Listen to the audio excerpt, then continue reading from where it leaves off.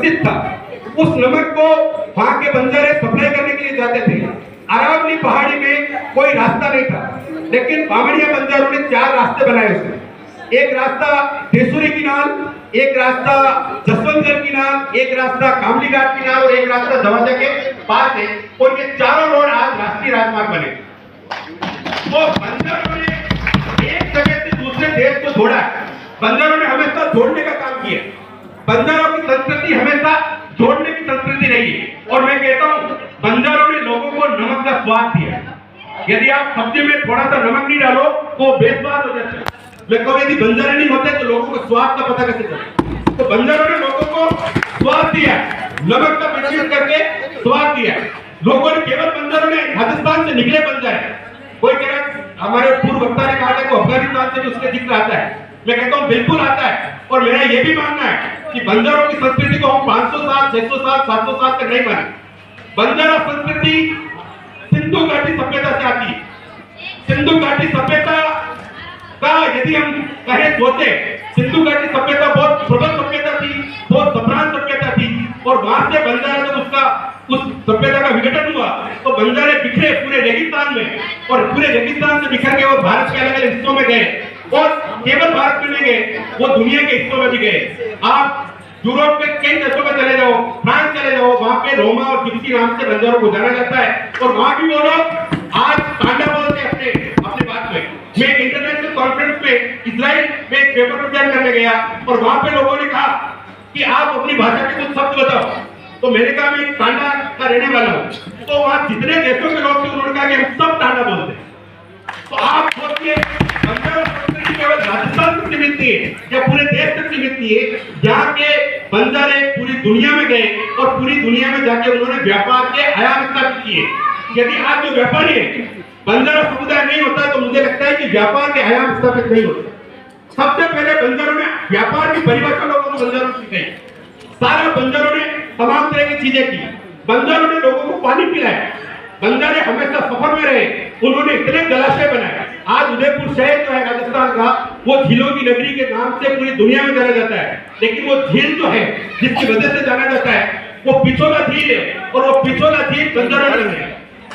तो बंजारों का एक बहुत बड़ा योगदान है, चाहे जलाशय के क्षेत्र में हो, चाहे यातायात के क्षेत्र में हो, चाहे व्यापार के क्षेत्र में हो, चाहे संस्कृति के क्षेत्र में हो।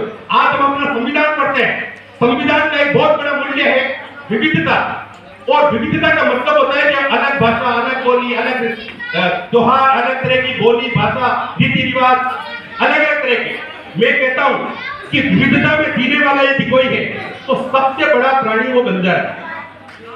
विविधता के जीते जागते नमूने हम लोग राजस्थान से निकले, एमपी में गए, एमपी से छत्तीसगढ़ में गए, छत्तीसगढ़ से आप दक्षिण के तेलंगाना, आंध्रा, केरला कहां गए।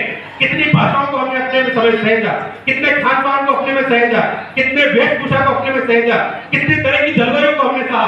तो हमारे से ज्यादा जीता जागता विविधता का नमूना कौन हो सकता है? हम विविधता की धरोहर जो संविधान से हमारा लिया गया है वो बंजारों से लिया गया है एक तरह।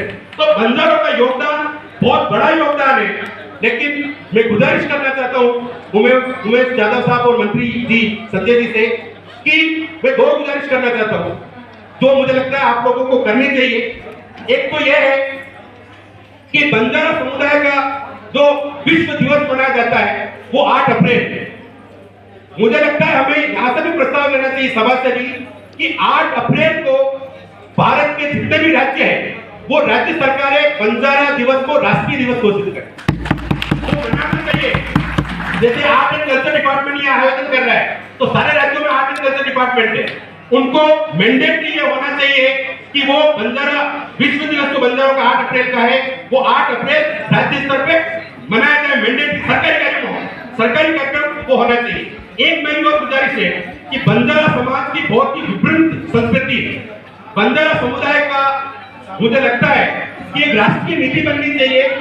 बंजारा विकास एवं सांस्कृतिक राष्ट्रीय नीति बने ताकि पूरी संस्कृति को सहेजा जाए और बंजारों का विकास का एक तरह का विकास किया जाए।